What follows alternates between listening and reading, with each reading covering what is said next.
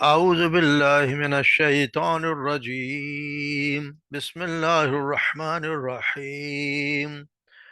ويوم نحشر من كل أمة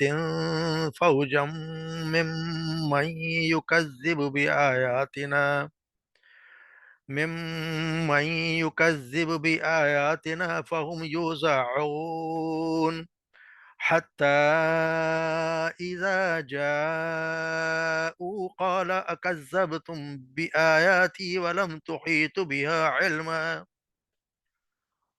تحيطوا بها علما فأماذا كنتم تعملون ووقع القول عليهم بما ظلموا فهم لا ينطقون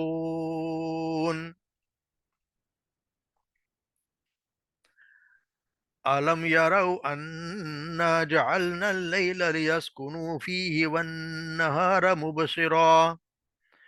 إن في ذلك لآيات لقوم يؤمنون ويوم ينفخ في الصور ففزع من في السماوات ومن في الأرض إلا من شاء الله وكل أتوه داخرين وترى الجبال تحسبها جامدة وهي تمر مر السحاب صنع الله الذي أتقن كل شيء إنه خبير بما تفعلون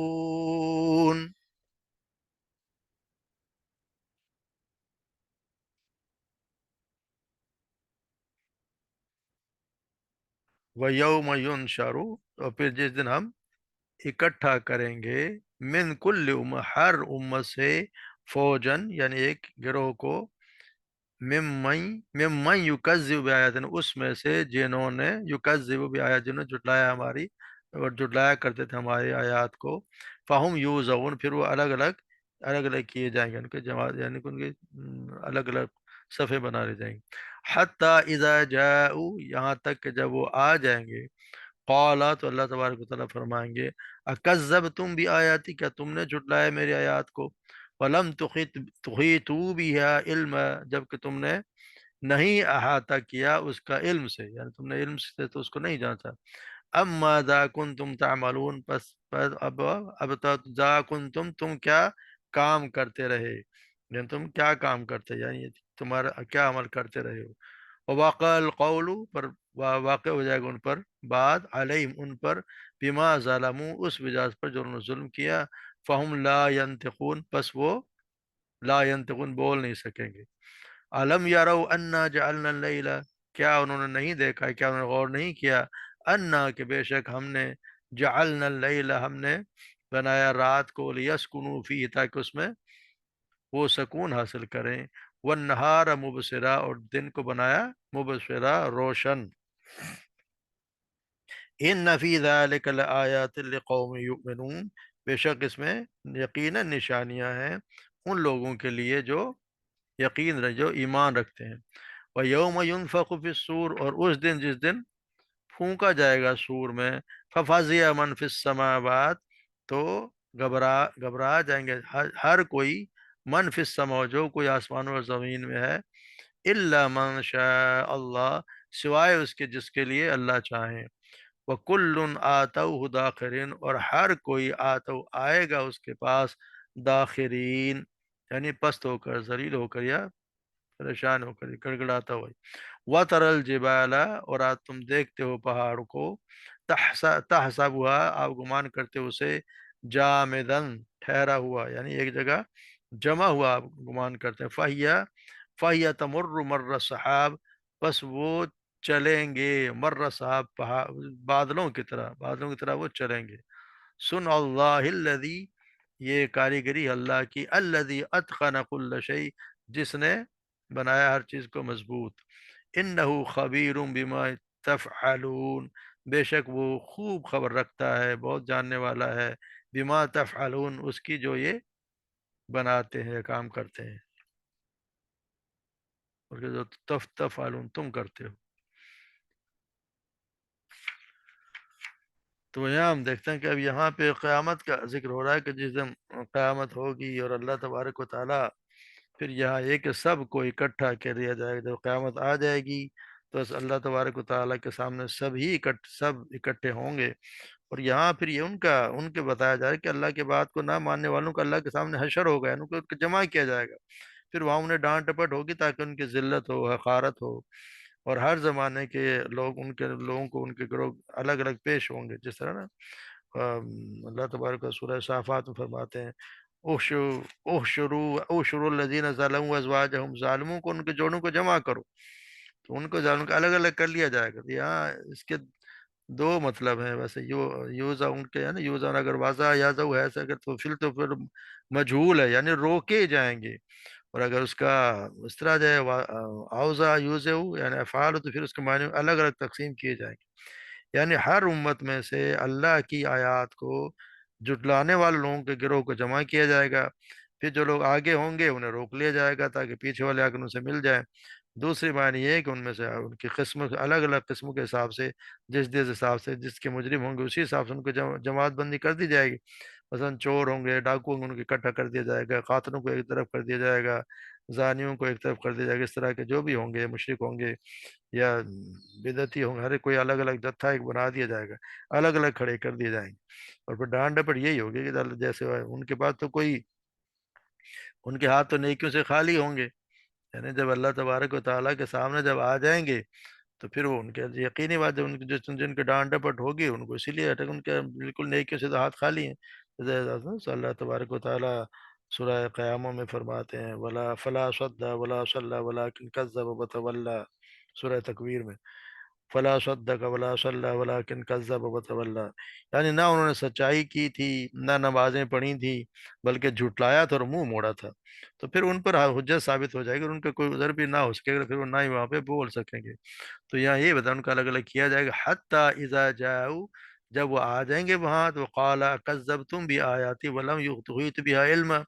کہ تم نے میری آیات کو جھٹلایا. کیا تم نے میری آیات کو جھٹلایا حالانکہ تمہارے علم نے تو کوئی احاطہ نہیں کیا تھا. یعنی جب ان کے حاضر ہونے پر ان کے عقائد اور ان کے اعمال دونوں کے متعلق سوال ہوگا، اور یہ سوال انہیں یقیناً شرمندہ اور لاجواب کرنے کے لیے ہوگا کہ کیا دنیا میں تمہارا یہی مشغلہ رہا تھا کہ تم میری آیات کو جھٹلاتے رہے تھے، جانتے بوجھتے اور سمجھنے کے بغیر ہی جھٹلاتے رہے.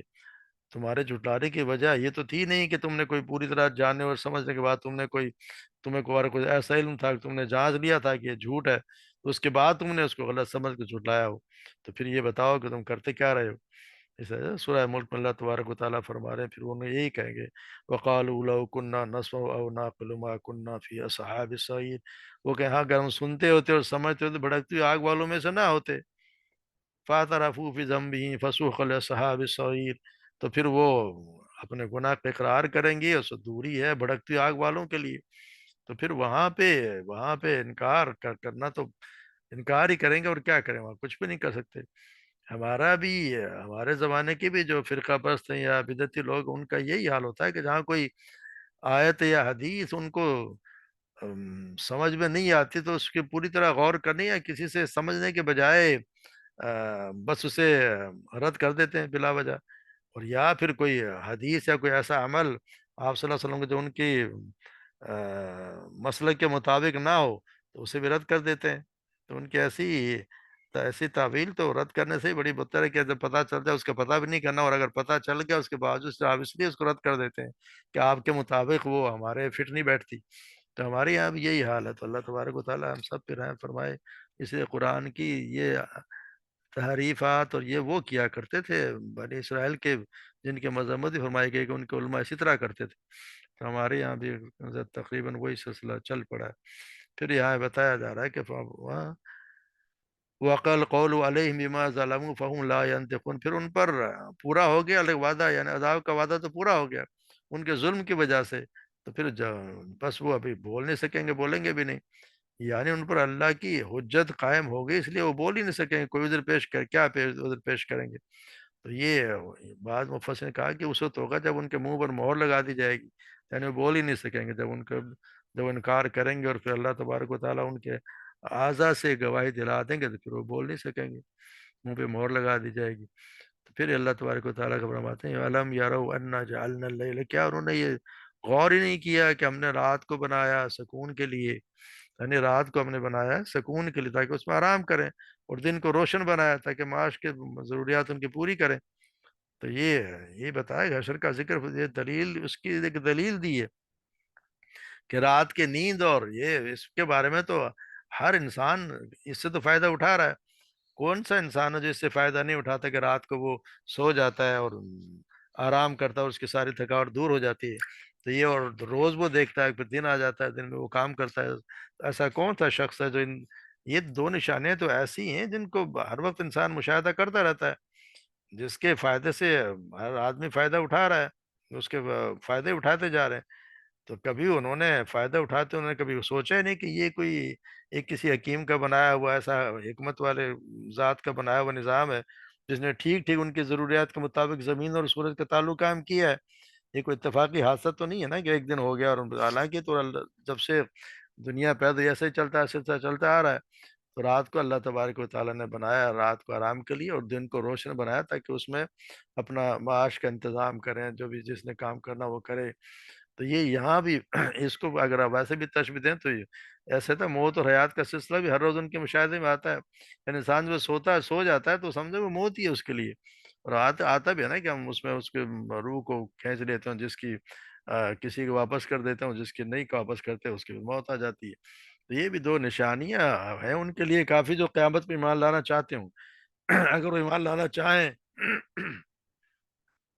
تو پھر تو دو نشانیاں ہی کافی ہیں، انا جعلنا لیلا لیسکنوا فیہ والنہار مبصرا ان فی ذلک لآیات لقوم یؤمنون، مگر یہ اس پہ ایمان وہی لائے، وہی شخص ان پہ غور کرے گا یا لائے گا جو ایمان رکھتا ہو، جو اللہ پر ایمان رکھتا ہو کہ یہ ساری جو بھی خدا اللہ تبارک و تعالیٰ ہی کا بنایا ہوا نظام ہے، وہی ہے جو رات بھی لاتا ہے، دن لاتا ہے، باری باری آتے ہیں ایک دوسرے کے اوپر۔ یہ نہیں ہے کہ کبھی دن اس پہ سبقت لے جائے، رات لے جائے، اللہ نے ایک سسٹم مقرر کر دیا، اسی کے مطابق چلتے رہتے ہیں۔ اس سے یہ بھی پتہ چلتا ہے کہ ہم دیکھ لیں گے جو دن میں سونے والے لوگ ہیں، کہ اللہ تبارک و تعالیٰ تو کہہ رہا ہے کہ ہم نے رات بنائی تمہارے لیے تاکہ تم سکون حاصل کرو، اور دن بنایا روشن۔ مگر ہمارے یہاں جو آج کل ایک نحوست ہے کہ ہماری صبح 12-1 بجے ہوتی ہے، تو یہ لوگ سوچ لیں کہ رات کس لیے بنائی، اور رات میں نیند کی، جب رات کو نہیں سوتے تو ان کی ویسے بھی ان کی تھکاوٹ بھی دور نہیں ہوتی، کیونکہ اللہ نے ایک سسٹم ہی ایسا رکھا ہے کہ سب کچھ رات کو ہی ہونا ہے۔ پھر اللہ تعالیٰ یوم ینفخ فی الصور، پر جب سور میں پھونکا جائے گا تو پھر کیا فضیا، تو گھبرا جائے گا جو کوئی آسمان، جو کوئی زمین، جو کوئی بھی آسمان و زمین، سب گھبرا جائیں گے سوائے ان کے جو اللہ تبارک و تعالیٰ جن کے لیے چاہیں گے۔ یعنی قیامت کی نشانی ہے، یعنی یہ قیامت ہے جس میں کہتے ہیں کہ کچھ لوگ کہتے ہیں تین، مگر جاتے ہیں کہ دو جو ہے وہ اس کی آوازیں ہوں گے، نفخہ نفخہ ہوگا۔ ایک پہلا وہ ہوگا جس میں سب لوگ، جب ہوگا تو سب لوگ گھبرا جائیں گے، پھر اسی سے بے ہوش ہو جائیں گے، اور سارے سب کے سب مر جائیں گے، سب کے سب مارے جائیں گے۔ پھر بہت عرصے بعد کہتے ہیں 40 مراد پوچھا گیا ان سے، دو نفقوں کے درمیان 40 کا وقفہ ہے، تو ابو ہریرہ سے پوچھا گیا کہ تو لوگوں نے کہا کہ ابو ہریرہ 40 دن، تو انہوں نے کہا کہ میں یہ نہیں کہتا۔ لوگوں نے کہا کہ 40 مہینے، تو کہا کہ میں یہ بھی نہیں کہتا۔ تو لوگوں نے کہا 40 سال، تو کہا میں یہ بھی نہیں کہتا۔ اور پھر حدیث یہ بیان کی کہ پھر اللہ تعالیٰ آسمان سے پانی برسائے گا تو لوگ اگ آئیں گے جیسے سبزی اگتی ہے، اور انسان کی کوئی چیز نہیں جو بوسیدہ نہ ہو سوائے ایک ہڈی کے، جو دم کی ہڈی ہے، اسی سے مخلوق کو قیامت کے دن دوبارہ جوڑا جائے گا۔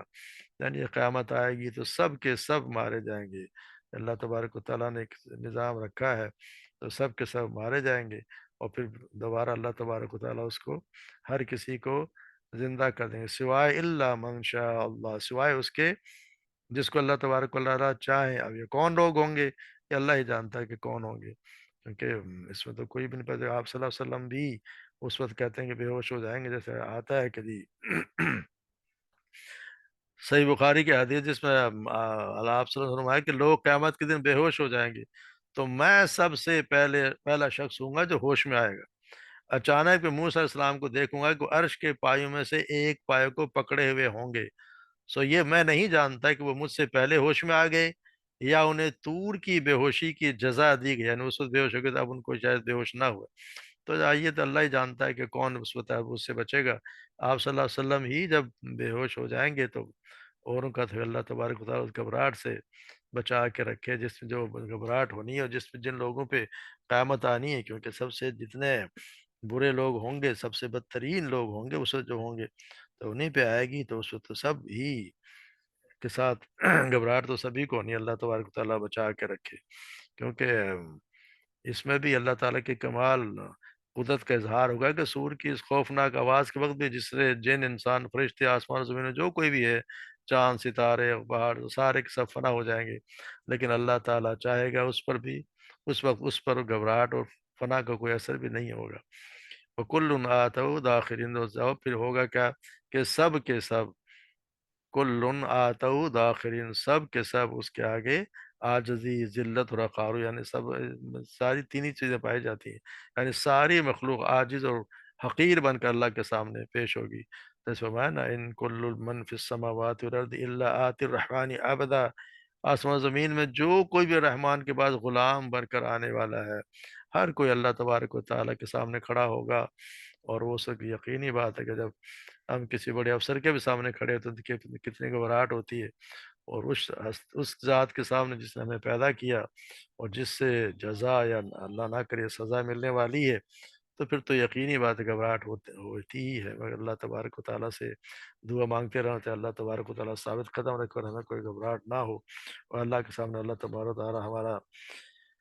اللہ محاسبنا حساب یسیرا، آسان حساب لے، آسان حساب یہ ہے کہ جسے حساب نہ لیا جائے، تو اللہ تبارک و تعالیٰ کے سامنے سبھی کو کھڑا ہونا ہے، اور ہر کوئی اپنے اپنا فردن فردن اس کے سامنے کھڑا ہوگا، کوئی اس کے ساتھ نہیں ہوگا۔ پھر اللہ تبارک و تعالیٰ فرماتے ہیں وَتَرَى الْجِبَالَ تَحْسَبُهَا جَامِدَةً وَهِيَ تَمُرُّ مَرَّ السَّحَابِ، آپ دیکھتے ہو ان پہاڑوں کو، ایسا لگتا ہے کہ وہ آپ گمان کرتے ہیں جیسے یہ جمے ہوئے ہیں، حالانکہ اس وقت جب قیامت آئے گی تو بادلوں کے چلنے کی طرح چل رہے ہوں گے،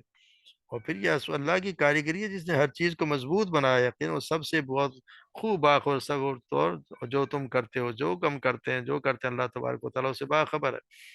یعنی اس وقت جب قیامت آئے گی تو انسان ہی نہیں بلکہ پہاڑ جنہیں دیکھ کر ہم خیال کرتے ہیں کہ اپنی جگہ نہایت مضبوطی سے جمے ہوئے ہیں، وہی چیزیں ہلا نہیں سکتی، کتنے بڑے بڑے پہاڑ ہیں، اللہ جانتا ہے کتنا ان کا وزن ہے، مگر یہ قیامت کے دن بادلوں کی طرح فضا میں اڑ رہے ہوں گے، تو اللہ تبارک و تعالیٰ کیونکہ سب چیزوں کو ہٹا کر سب کا زمین کو، ان چیزوں کو ہٹا کر بالکل زمین صاف کر دی جائے گی، اس میں کوئی سلوٹ نہیں ہوگی، پوری زمین بالکل ہموار کر دی جائے گی،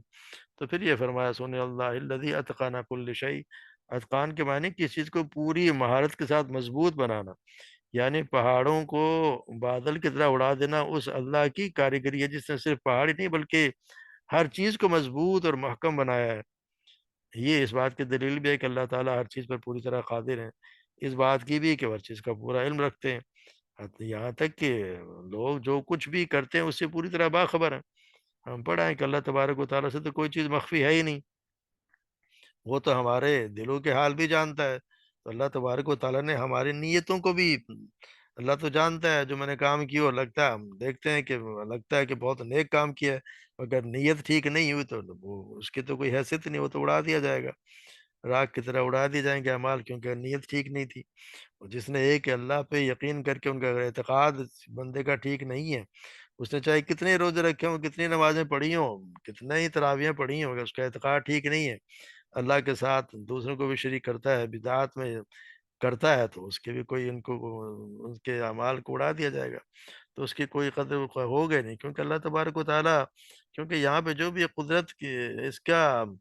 علم کے بغیر تو ممکن ہی نہیں ہے فیصلے کرنا میں، تو اللہ تبارک و تعالیٰ کے علم اور قدرت ہی سے قیامت قائم ہوگی،